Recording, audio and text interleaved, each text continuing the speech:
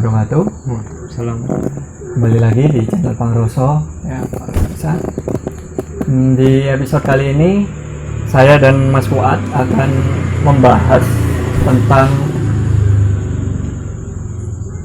insiden kemarin yang terjadi di Jawa Timur, yaitu meletusnya Gunung Semeru, Lumajang, Jawa Timur. Di pembahasan kali ini kita cuman seputar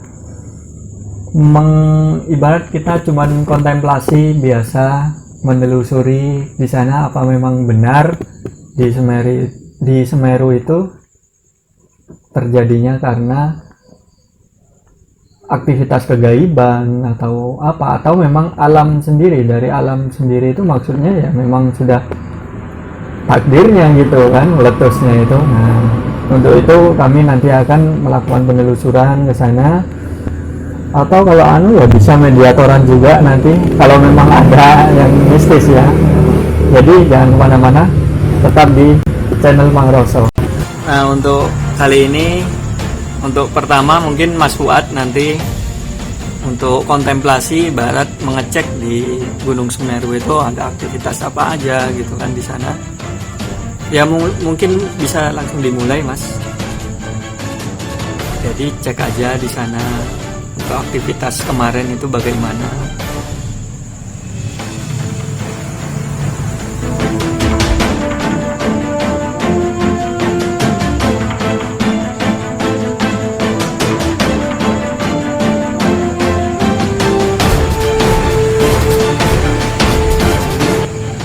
Dalam proses kontemplasi ini ya sebenarnya kita memakai rasa juga. Kita ke sana, ke Gunung Semeru itu kita menggunakan rasa, merasakan kejadian kemarin itu di sana. Aktivitas-aktivitas Semeru kok sampai digaib-gaibkan gitu kan. Jadi kita menelusuri di sana itu memang benar ada gaib nggak di sana gitu.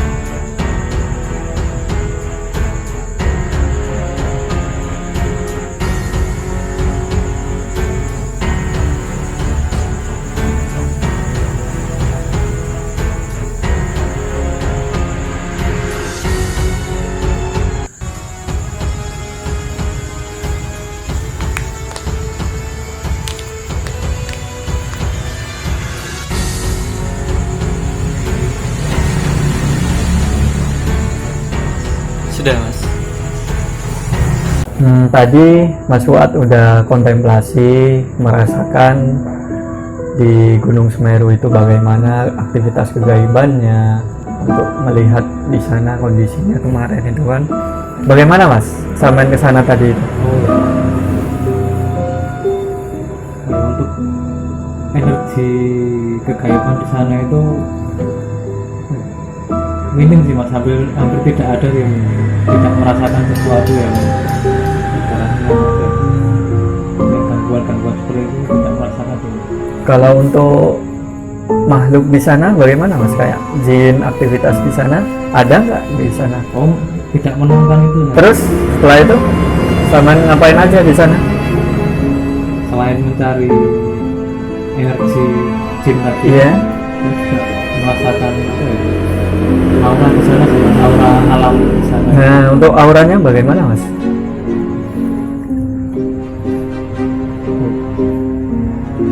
Lebih ke memang alam sih, Mas, kejadian itu. Untuk Oh, ibarat memang sudah ketentuannya begitu, bukan karena sesuatu. Kalau masalah ibarat aktivitas manusia yang mengakibatkan gunung itu meletus, jangan cek nggak? Nah, itu Belum. Ya memang itu murni dari alam gitu ya. Selain itu mas, apa lagi yang mungkin bisa temukan di sana? tidak ada sih mas. Tidak ada, cuman itu ya. Iya, cuma itu aja. Ya intinya Mas Fuad tadi sudah kontemplasi ke sana untuk para pemirsa, jadi merasakan sendiri di sana itu bagaimana. Nah, kan banyak kan di mana-mana kita mendengar kemistisan Gunung Semeru yang katanya gini lah, yang katanya gitu lah. Ya apa itu kan ya mungkin yang datang ke sana kan banyak juga kan orang yang sugestinya kuat, sehingga yang awalnya mendengarkan cerita Gunung Semeru itu gini ke bawah ke sana, ya akhirnya ya muncullah gambaran itu ya seperti yang di episode kemarin itu. Nah, hati-hati dengan sugesti itu, karena ketika sugesti yang kita dapatkan itu kita sebarkan ke orang, nah, maka kita yang akan memistiskan gunung itu, bukan gunungnya sendiri yang mistis. Nah, mungkin gitu ya mas. Iya. Nah, memang kalau energi jin ya tidak ada di sana. Mas Fuad tadi juga sudah merasakan di sana. Walaupun banyak yang mengangkerkannya di sana itu masih. Makanya banyak di channel-channel manapun itu ada yang membahas Semeru, kemistisan tentang Semeru. Orang hilang katanya diculik jin.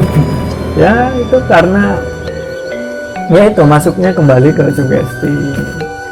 Nah, untuk kejadian kemarin di Semeru, Lumajang, ya di tempat kelahiran saya lah itu, Lumajang itu. Cuman jauh dari tempat saya. Kalau tempat saya di Kecamatan Kunir. Jadi masih setengah jaman lah sama ke yang terdampak itu di Kecamatan Pronojiwo kalau nggak salah itu. Ke arah Malangnya yang terkena itu, sedangkan saya ke arah Jembernya, jadi agak jauh, mungkin ya 1 jaman lah, 1 jam 2 jaman itu. Nah, ini menanggapi tentang hal-hal yang banyak, karena ini menyangkut kabupaten saya dilahirkan. Saya nggak terima juga ketika ada kejadian alam terus digaib-gaibkan, dipersoalkan oleh masyarakatnya. Gimana maksudnya persoalkan masyarakatnya ini? Ya tentang keimanannya mulai berkurang sehingga Tuhan mengasih azab, ya nggak gitu juga. Nah, itu semua bisa dibantah dengan kontemplasi tadi itu. Kita ngecek itu ada sangkut pautnya nggak dengan manusia, atau memang alamnya sendiri yang sudah waktunya gitu. Itu bisa ditelusuri kalau kita tahu caranya, tidak menggunakan sugesti ya. Kalau menggunakan sugesti kita akan mencari data-datanya. Misal kita nyari info, misal nonton di YouTube atau dengar kabar dari orang, oh di sana itu angker kayak gini. Nah, pasti kesimpulannya tetap aja kita akan memistiskannya. Ketika kita sudah memistiskannya, ya udah beda jalur lagi. Yang dibahas akan jin dan jin. Nah, padahal ya kalau aktivitas gaibnya ya nggak ada jin. Ya mungkin ada, cuman nggak terpengaruh oleh itu. Ya jin punya alamnya sendiri. Gitu. Jadi ini semua ya cuman kontemplasi biasa menanggapi kejadian-kejadian yang disangkut pautkan dengan hal gaib atau manusianya. Wah, itu azab dari Allah. Ya nggak gitu juga, karena Tuhan itu juga belum tentu juga musibah itu karena kelakuan manusia yang gini-gini. Nah, kita juga nggak bisa mengambil patokan dari itu. Ya, untuk pembahasan Gunung Semeru ini ya cuma ini aja ya mas. Ya mungkin kalau Mas Fuad sendiri tadi di sana gimana? Merasakan energi jin gitu? Ya, itu tidak menemukan energi Tidak ada ya, tidak ada aktivitas kegaiban ibaratnya ya. seperti netral itu. Netral ya Mas. Nah itu kan. Jadi tiap tempat itu walaupun kayak hutan gitu ya, kalau memang nggak ada jin, ya nggak ada jin. Jadi kembali lagi semuanya itu akibat dari sugesti orang sebenarnya. Ketika ada orang yang ke sana, sugestinya aktif sehingga menampilkan gambaran lah ibarat di pohon. Jadi dia mensugesti bahwa di sini ada. Nah, dari mulut ke mulut ini itu akan masuk ke dalam pikiran orang, dan ketika ada orang yang sugestinya kuat juga, maka ia akan mengalami hal serupa dengan itu. Bahayanya sugesti itu di situ. Makanya untuk mempelajari kebatinan atau mempelajari kegaiban, sistem kegaiban, ya kita harus belajar yang benar-benar. Kita nggak boleh menggunakan akal untuk menanggapi kegaiban. Soalnya kita kan hidup cuman katanya gitu kan, sehingga katanya orang itu masih terekam di pikiran ini. Jadi ketika kita mempelajari sesuatu, kita akan tetap aja menggunakan pemikiran orang ini. Jadi pemikiran orang ini nanti akan dimunculkan gitu kan oleh alam bawah sadar kita, seolah-olah kita melihat sesuatu gitu. Ya karena kita udah dapat data di sini. Makanya belajar kebatinan itu pentingnya di sini, agar kita nggak terjerumus oleh katanya dan katanya, agar kita bisa sendiri, bisa kontemplasi sendiri, merasakan apa ya sendiri. Nah, jadi itu aja untuk tujuannya belajar kebatinan ini, agar kita bisa hidup sendiri, nggak hidup dengan katanya orang.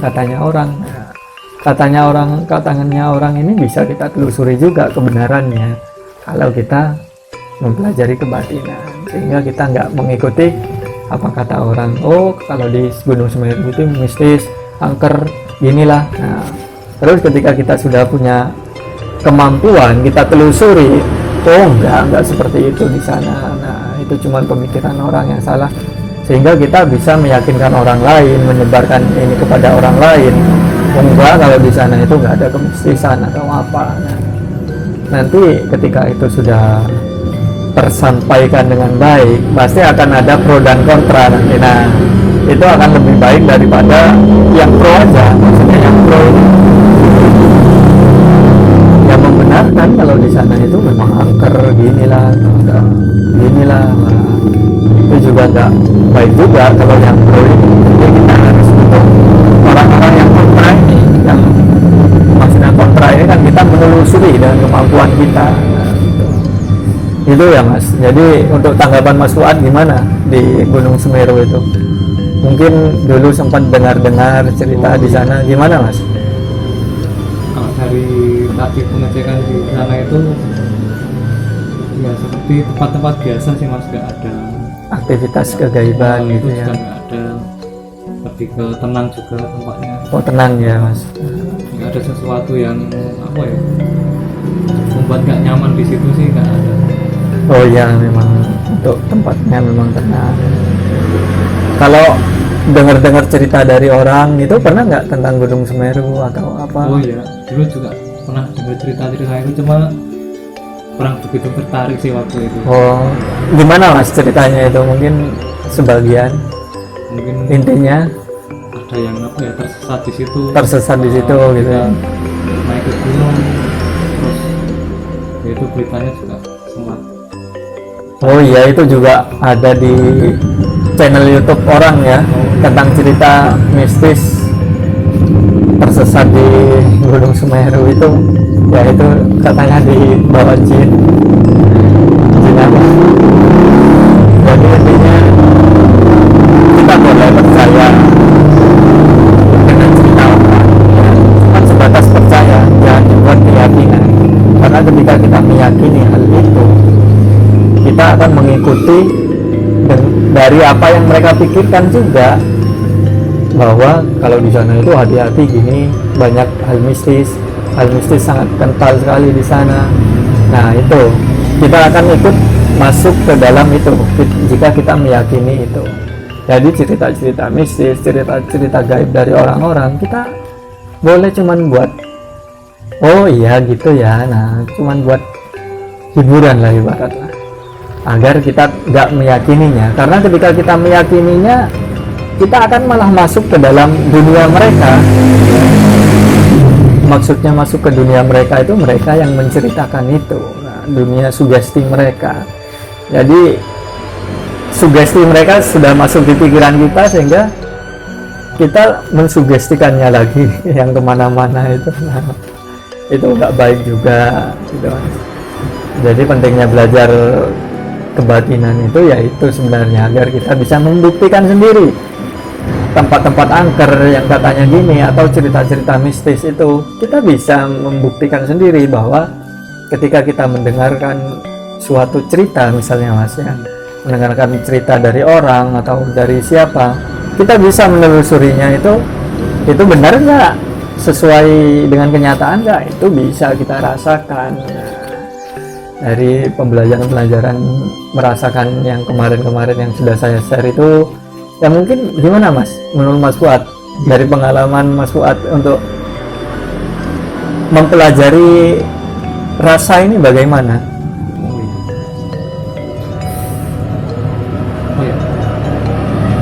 Ternyata itu bisa dipakai untuk apa saja sih Mas, merasakan orang, merasakan alam, merasakan banyak lah pokoknya. Bisa dibuat apa aja ya. Bisa dibuat apa aja. Jadi ketika gimana itu Mas untuk merasakan orang itu, masalah apa itu yang bisa sampean rasakan itu? Sebenarnya banyak yang, karena banyak yang bisa dirasakan itu sama, jadi apa ya, kalau di orang mungkin seperti apa ya, orang ini lagi sehat atau mungkin Kita sakit, harus mencari patokan dulu kan. Iya. Kalau orang sakit gini, kalau orang senang gini gitu kan, patokannya kan sendiri-sendiri. Iya. Susahnya di mana Mas ketika kita mempelajari rasa ini? Susahnya mencari patokan itu sih Mas. Mau mencari patokan itu ya. Jadi patokan itu kalau menurut saya seperti sebuah cara atau jalan kita Oh ya, untuk apa ini ya. melakukan apa, untuk melihat apa, mengecek apa. Nah, Karena itu kan. setiap sesuatu itu misal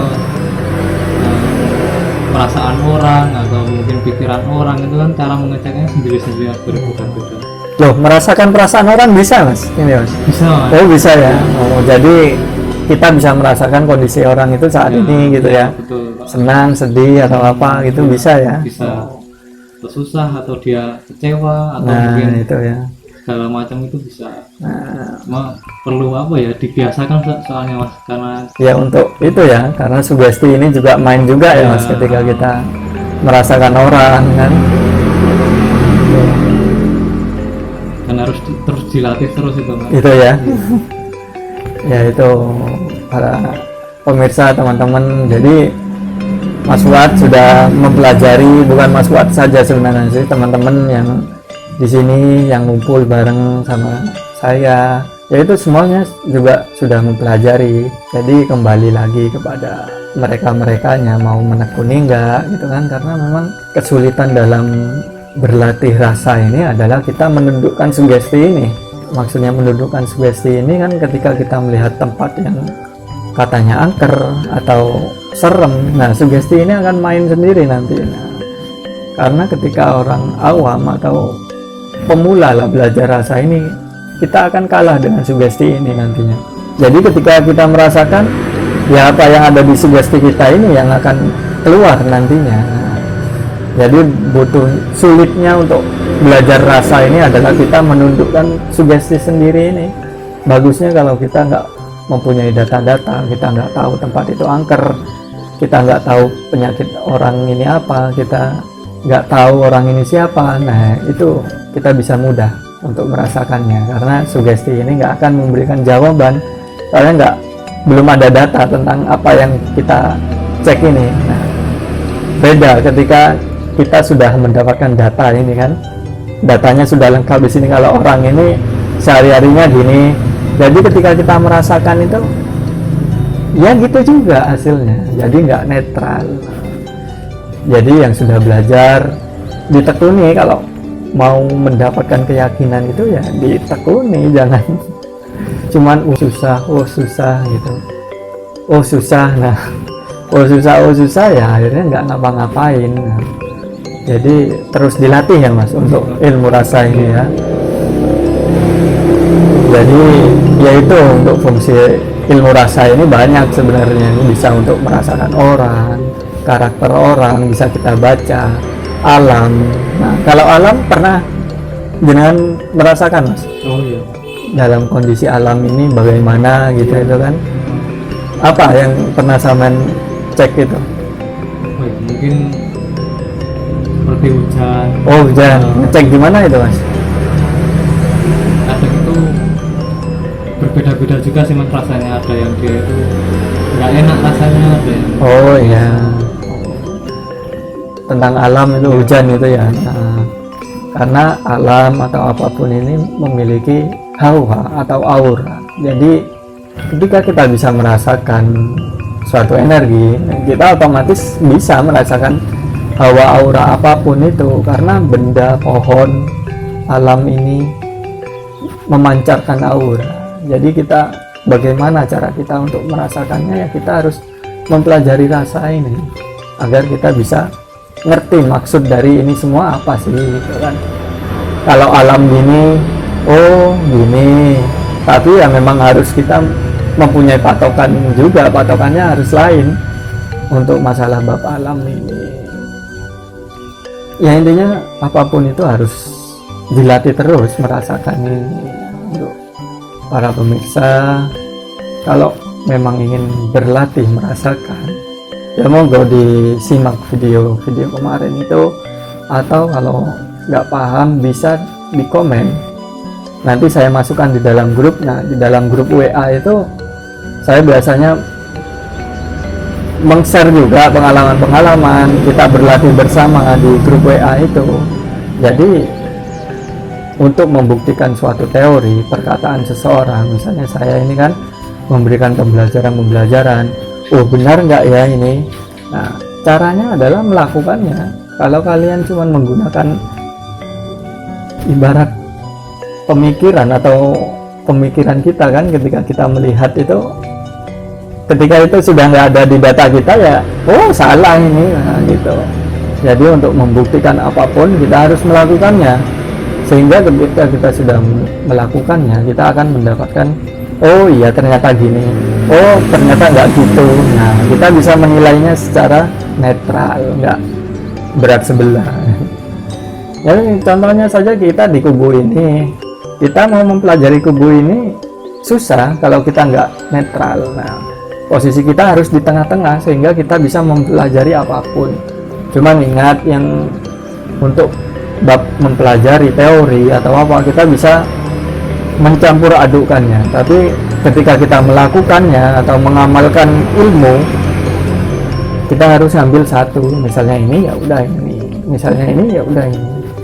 Ketika kita mencampur adukan pengamalan, ya kita ya nggak akan jadi nanti. Intinya itu aja untuk bab Semeru ini, ya itulah. Ini cuma ngobrol santai aja ya mas. Untuk penelusuran lebih lanjut ya sebenarnya mau mediatoran sih mas. Cuman ya karena gimana, nggak nemu jin, nggak ada jin di sana, ya udah cuma ngobrol biasa ya. Ya mungkin cuman itu para pemirsa. Terima kasih dan semoga tetap ya kita diberikan kesehatan, para pemirsa, teman-teman, dan kita juga ya mas, semoga diberikan kesehatan agar selalu bisa tayang lah. Dan terima kasih. Wassalamualaikum warahmatullahi wabarakatuh.